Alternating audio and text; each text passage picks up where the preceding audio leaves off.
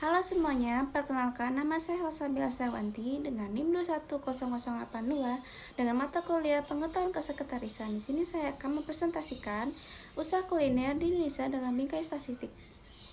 Keanekaragaman kuliner menjadi salah satu kekayaan yang dimiliki oleh Indonesia. Kuliner yang ada di tanah air pun terus berkembang, tidak hanya dari segi variasi dan keunikan cita rasa, namun juga pemanfaatan teknologi dalam memperluas jangkauan konsumen, serta memberikan pengalaman yang lebih bagi konsumen saat mengeksploitasi kuliner di Indonesia. Mengutip data dari Badan Pusat Statistik atau BPS yang dirilis pada Juni 2022, terdapat sebanyak 11.223 usaha kuliner yang tersebar di seluruh Indonesia pada tahun 2020.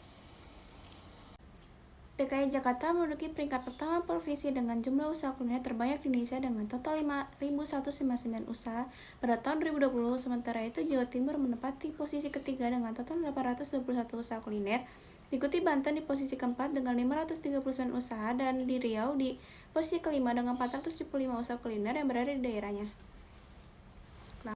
Di sisi lain, berdasarkan lokasi usaha, lebih dari setengah atau 538,5% usaha kuliner di Indonesia berlokasi di mal. Selain itu, usaha kuliner di Indonesia juga tersebar di kawasan industri, pusat kuliner, kawasan wisata, hotel, dan lainnya.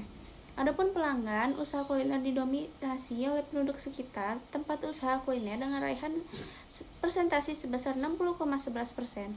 Sementara itu, ada di pula pelanggan dari keluar kabupaten kota dengan persentase sebesar 21,84%. Adapun layanan pemesanan dari pihak ketiga seperti GoFood, GrabFood, ShopeeFood menjadi sarana penjualan online yang paling banyak digunakan oleh pengusaha kuliner dengan persentase sebesar 61,69%. Sedangkan di sisi lain, pembayaran tunai atau cash on delivery atau COD menjadi metode pembayaran yang paling banyak digunakan dengan persentase 71,34%.